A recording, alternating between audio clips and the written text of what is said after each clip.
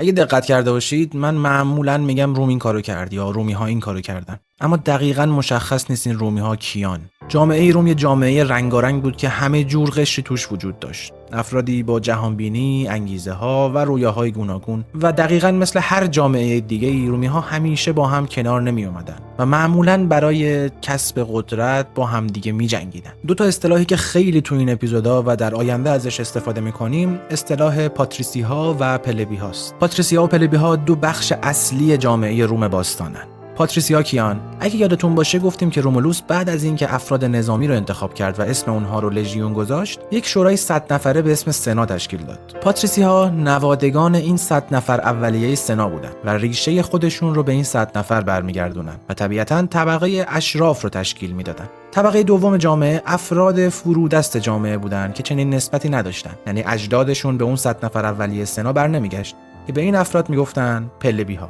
تعداد پاتریسی ها با اینکه کمتر از پلبی ها بود اما همیشه سلطه داشتن بر پلبی ها. بنابراین این پاتریسی ها بودن که قوانین رو تعیین می‌کردن و به صورت رسمی بر جامعه رومی حکومت می‌کردن. این خانواده ها سیاست ها رو به نفع خودشون شکل میدادن و هیچ قصدی برای راه دادن دیگران به این فرآیند تصمیم گیری و اداره جامعه نداشتن. اما خب خیلی طول نکشید که پلبی ها خواستار سهم بیشتری توی حکومت شدن و یک کشمکش دائمی بین پاتریسی ها و پلبی ها شکل گرفت که سیاست روم رو تا پایان امپراتوری روم تحت تأثیر خودش قرار داد.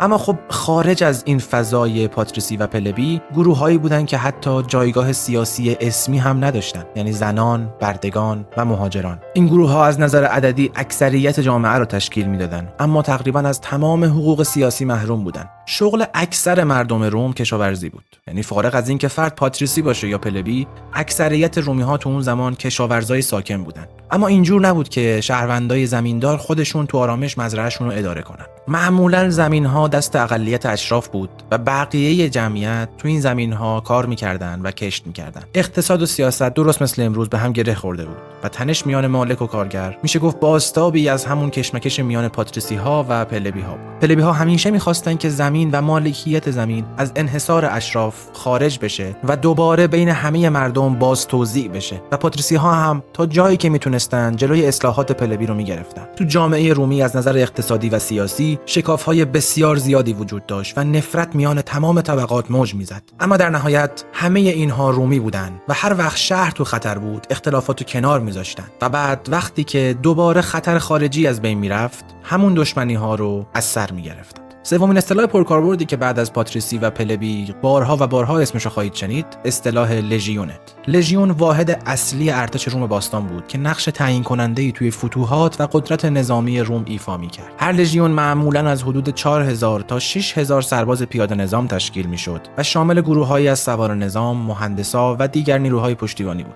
لژیون‌ها از نظر سازمانی بسیار منظم بودند و به دو واحد اصلی کوهورت و سنتوری تقسیم می‌شدند که هر کدوم از این واحدها فرمانده خاص خودش رو داشت. فرمانده لژیون معمولاً یک مقام عالی رتبه نظامی یا سیاسی بود. آموزش سختگیرانه، انضباط نظامی، تجهیزات استاندارد و تاکتیک‌های پیشرفته لژیون‌های رومی رو به یکی از مؤثرترین ارتش‌های دنیای باستان تبدیل کرده بود. با گذر زمان و به ویژه تو دوره امپراتوری، ساختار و ترکیب لژیون‌ها تغییر کرد. اما تا قرون پایانی امپراتوری روم همچنان ستون فقرات قدرت نظامی امپراتوری روم باقی موندن. اصطلاح بعدی سناست. سنا یکی از نهادهای اصلی و قدیمی حکومت روم باستان بود. سنا در ابتدا نقش مشورتی برای پادشاهان را داشت و تو دوره جمهوری به مهمترین مرکز تصمیم گیری سیاسی تبدیل شد. اعضای سنا که سناتور نامیده می‌شدند، معمولاً از میان مقامات سابق و طبقه اشراف انتخاب می‌شدند و عضویت اونها مادام العمر بود، مگر اینکه توسط سانسورها حذف می‌شدند.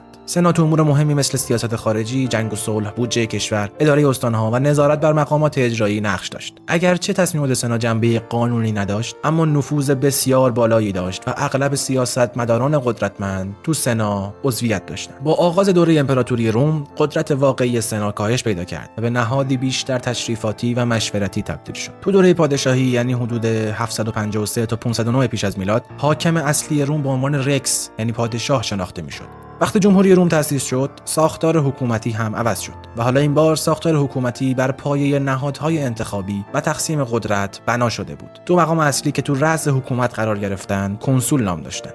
کنسول‌ها هر سال انتخاب می‌شدند و میشه گفت به نوعی نخست وزیر یا مثلا فرمانده کل قوای جمهوری روم بودن. در کنار کنسول‌ها چند مقام اجرایی هم وجود داشت که هر کدوم وظایف خاص خودشونو داشتن. پرایتورها برای امور قضایی، کواستورها برای امور مالی و ایدیل‌ها برای مدیریت شهری. یک نهاد ناظری هم به اسم سانسورها وجود داشت. سانسورها وظیفه نظارت رو بر عهده داشتند و بر سناتورها، قراردادها و پروژه‌های اخلاقی نظارت می‌کردند. تو وضعیت‌های بحرانی، رومی‌ها یک فردی رو به عنوان دیکتاتور انتخاب می‌کردند که برای 6 ماه اختیارات فوق‌العاده‌ای داشت. همچنین چیزی هم به اسم تریبون پلب‌ها وجود داشت که برای دفاع از حقوق مردم عادی شکل گرفته بود و حق وتو داشت. در کنار همه این چیزایی که گفتیم، یک سری مجالس مردمی مثل کمیتا تریبوتا یا کمیتا سنتوریاتا وجود داشت که وظیفه تصویب قوانین و انتخابات مقامات رو بر عهده داشتند. تو اواخر جمهوری روم وقتی که جنگ‌های داخلی شدت گرفت، یک سری ائتلاف‌های موسوم به تریومویرات پدید اومد. تو اولین تریومویرات 3 چهره با نفوذ یعنی جولیوس سزار، پومپئوس و کراسوس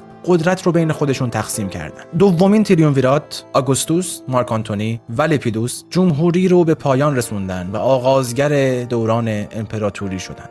با روی کار اومدن آگوستوس تو سال 27 پیش از میلاد امپراتوری روم شکل گرفت. اگرچه اون خودش رو پرینسپس یعنی نخستین شهروند نامید، اما در واقع قدرت مطلق تو دست اون بود و نهادهای جمهوری از جمله سنا و مقامهای سنتی حفظ شدند، ولی عملاً دیگه مطیع شخص امپراتور بودند. تو قرن سوم میلادی برای مقابله با بحران‌هایی که به وجود اومده بود، امپراتور دیوکلتیان یک سیستم جدید معرفی کرد، سیستم تترارچی، که بر اساس این سیستم اداره امپراتوری به 4 امپراتور سپرده شده بود. 2 امپراتور به اسم آگوستوس و 2 امپراتور به اسم سزار که هر کدوم از این امپراتورها بخشی از سرزمین وسیع روم رو مدیریت می‌کردند. این ساختار خیلی دوام نیاورد، اما تقسیم نهایی روم به 2 بخش شرقی و غربی از همین جا آغاز شد.